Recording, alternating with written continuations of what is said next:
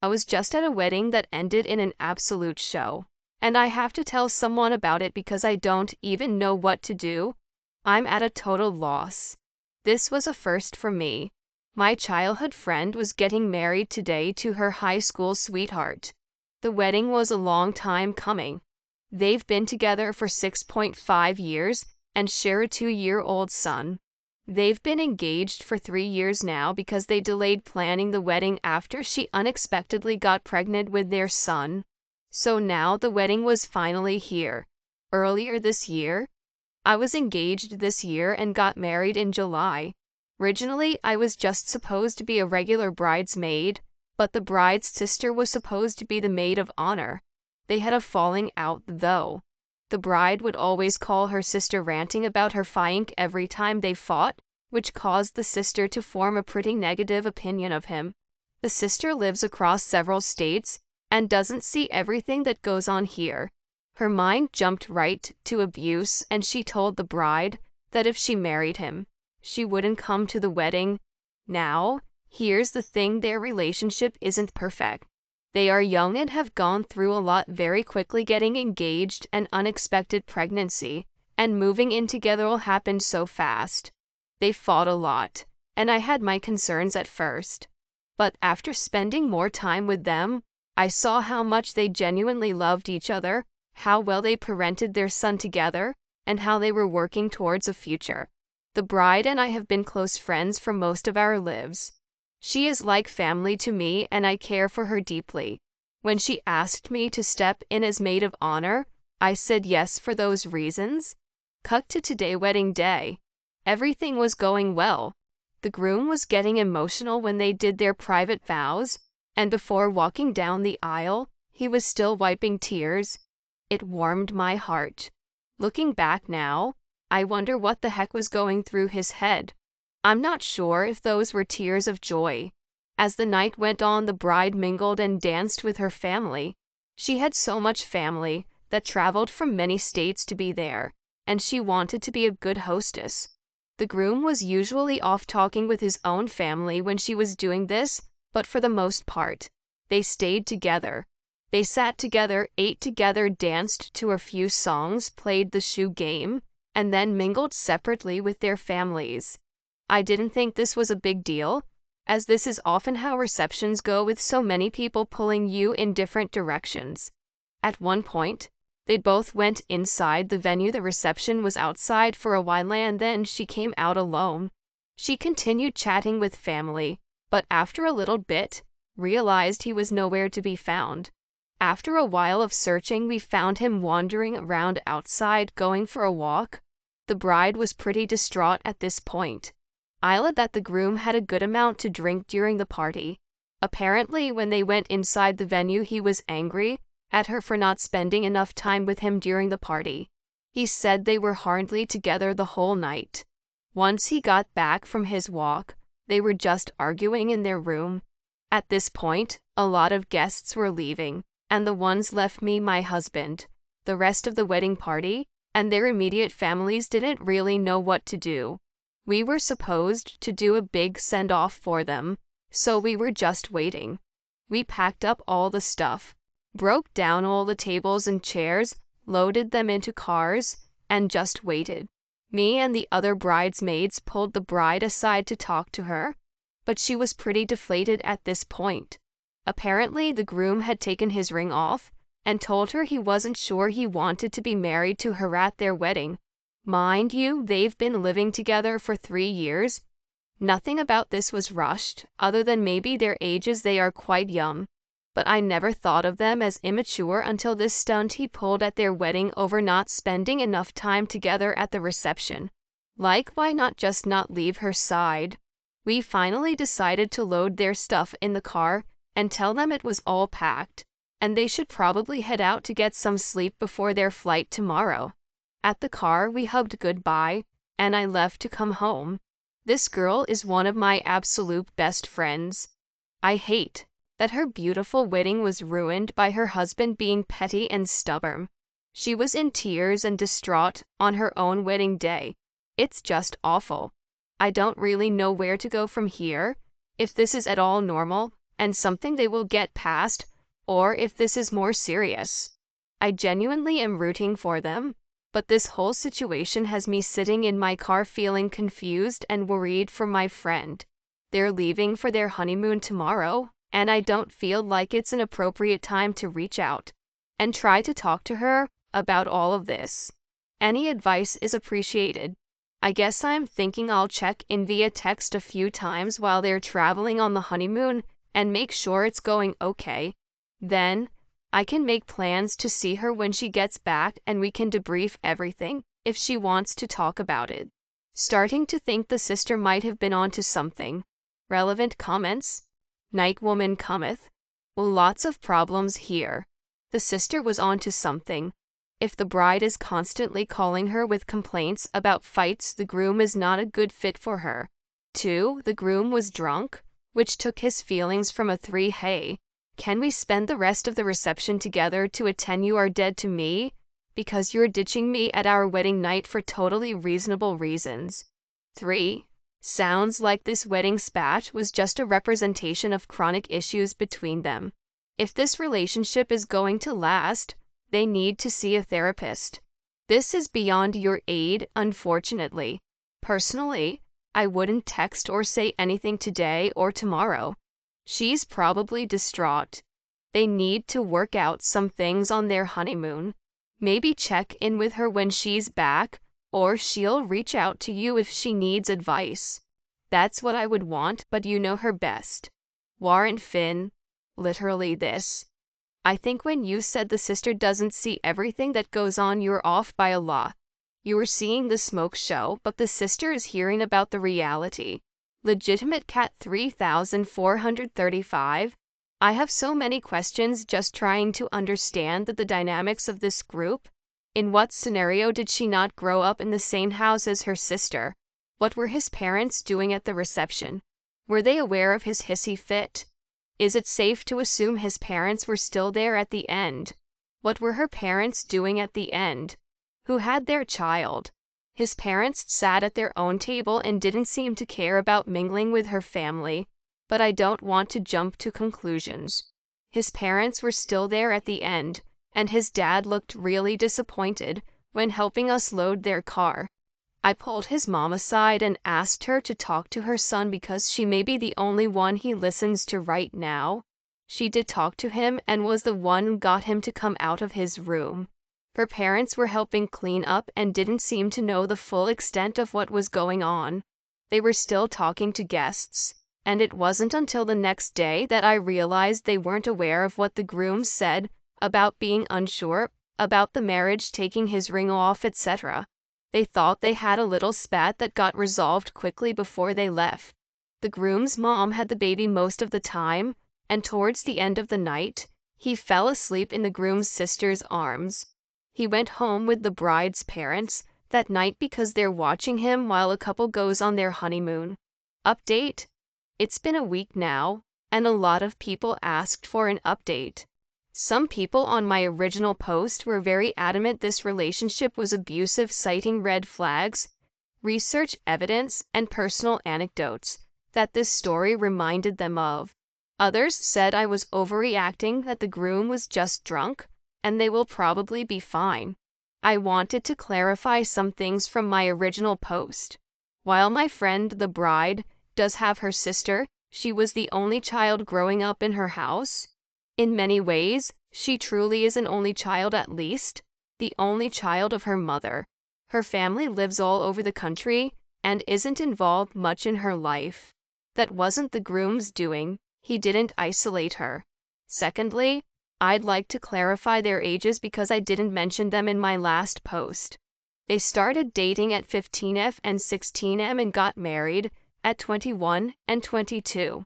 Part of the reason I omitted this originally is that I didn't want people jumping to conclusions about their relationship because of their ages. I get it, the odds are stacked against young couples, and that's why I decided to put their ages in now. They still have so much growing and learning to do. As for the update, it's pretty short. She Snapchatted me later that night after they got to their hotel and said that as he began to sober up, he was realizing all that he ruined and was very apologetic. He realized they didn't get to do their last dance, their send-off, the bouquet and garter toss. She said he was crying. They talked it all out, and she said it sucks that their wedding ended that way, but it was amazing up to that point. The important thing is that they're married and going to spend the rest of their lives together. She said they're going to work past it, and I asked if they had a plan. She said they will work on their communication skills and would consider therapy. They were off on their honeymoon, and I've checked in a bit. She has Snapchat me some pics, and they're doing well. She knows she can always come to me, and she knows I'll support her no matter what. Right now, I'm going to do everything I can to help uplift them as a couple and help them form better communication habits. Her sister didn't support her choice to stay with him, and that's why she's no longer in her life. I don't want that for her. I will support her choice, period. A few key takeaways. Be careful drinking on your wedding day. You don't need that much. The last thing you want is to get drunk and do or say something you can't take back. One commenter put it really well. You may be able to overlook your partner's ugly parts now, but are you willing to let this be your life if they never change? I know there's a lot of people on here getting married, so I hope someone can learn something from this story. Relevant comments? Commenter 1. The friend likes to use Snapchat because the messages disappear so the groom won't see them if he goes through her phone. The groom seems very controlling. This might be an abuse cycle, but Op seems to miss the red flags. Commenter 2. The groom definitely sounds like an abuser, at least emotionally. He seems to be using the love bombing tactic to keep her from leaving, which is typical in emotionally abusive relationships.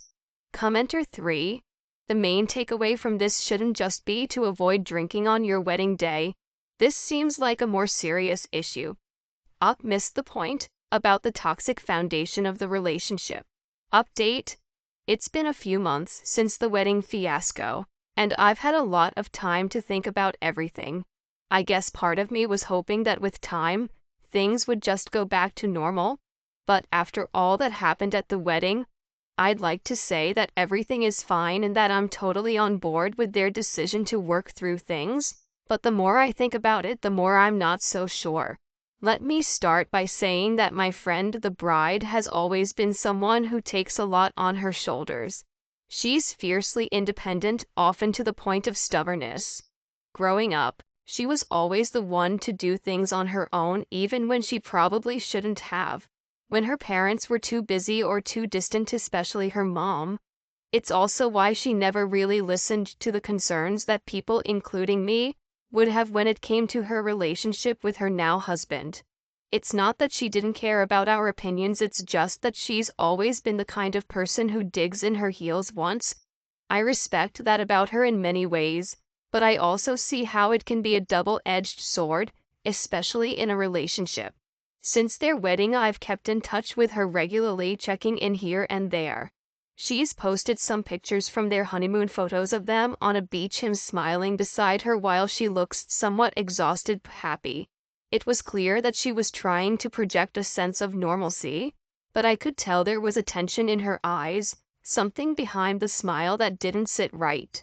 When I messaged her to ask how things were going, she told me they were having a good time, but that the whole honeymoon phase was a bit of a misnomer. She said that while they were both still very much in love, there was a lot of weight on their relationship that had yet to be addressed. I couldn't help but feel a sense of foreboding when she said that. After they returned from their trip, I gave her some space to settle back into their routine. But I could sense that she wasn't ready to talk about the incident at the wedding just yet. I didn't push, even though I felt like we were teetering on the edge of something unspoken. Then, about 3 weeks after they got back, she called me.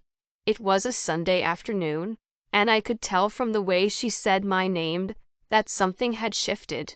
"Hey," she started, sounding quieter than usual. "Can we talk?" "Of course, what's going on?" I asked, trying to keep my tone light, but I could already feel the weight of whatever was coming. She hesitated for a long moment, and then she let out a shaky breath. I don't know what I'm doing anymore, to be honest. I felt a pang in my chest. The thing about her is that she's not someone. So for her to say that, especially after everything that happened, told me that something was seriously wrong. I've been thinking a lot about what happened at the wedding, she continued, her voice trembling slightly.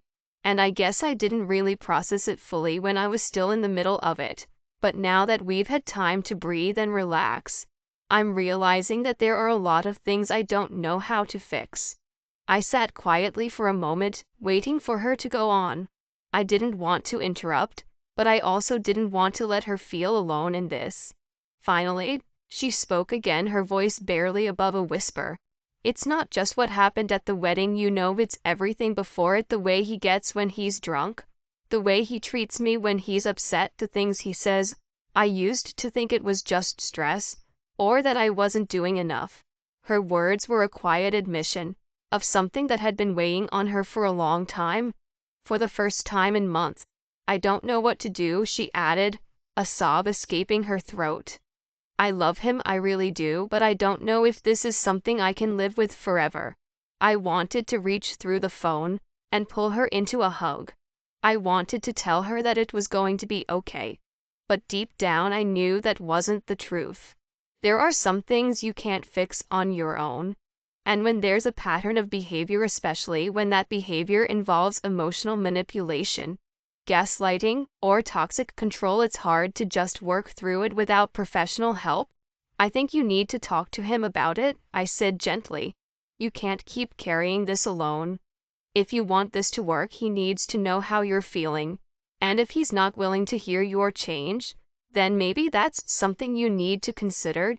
You deserve to feel safe and valued, not like you are walking on eggshells. She was quiet for a long time after that, and I could hear her breathing shackily. Finally, she spoke again, this time with a firmer resolve in her voice. I'm going to talk to him. I've been avoiding the conversation because I didn't want to rock the boat, but I think we've reached a point where I can't keep ignoring it. I'm not saying I want to end things, but I need him to understand that this is a problem, and it's not something I can just overlook anymore. That was the first time I felt a real sense of hope for her in a long time. It wasn't that I thought everything would magically get fixed right away, but I knew that she was finally ready to face the truth of what had been happening in her marriage. It wasn't just about the wedding day anymore. It was about the ongoing pattern of behavior that had been hiding behind the smiles and the happy pictures. A few days later, she called me again, but this time her voice was different, more certain but also exhausted. We talked, she said, and I could hear the weight in her words. It didn't go the way I thought it would. He wasn't defensive at all. He listened, and he apologized. But then he said he wanted to go to therapy. I felt a surge of relief. This was the first sign that things might not be as bleak as I feared. He said he doesn't want to lose me, that he's been struggling with his own stuff. I didn't know what to say at first. Part of me wanted to say, you're not obligated to fix him, but another part of me knew this was her journey. She had to make the decision for herself. He's actually trying, she continued. I think it's going to be a long road, but he's committed. I don't know if it'll work, but I'm willing to see where it goes, for us, for our son. We talked for a while longer, and I could hear in her voice that there was a new sense of determination. Not hope exactly, but determination. She was no longer a passive bystander in her own life. She was ready to take control, even if that meant facing some uncomfortable truths along the way. I don't know what the future holds for her and her husband. I know it won't be easy, and I know that she'll have to make some hard choices if things don't improve. But for the first time in a long while, I'm hopeful that they might actually be able to work things out. At least for now, they're trying. As for me, I'm just glad I could be there for her. I'm still rooting for them, but I've also learned something through all this. Love isn't always enough to fix things. Sometimes it takes a lot more than that. It takes accountability, it takes effort, and sometimes it takes therapy. But most importantly, it takes the willingness to change. I just hope they're both willing to do that.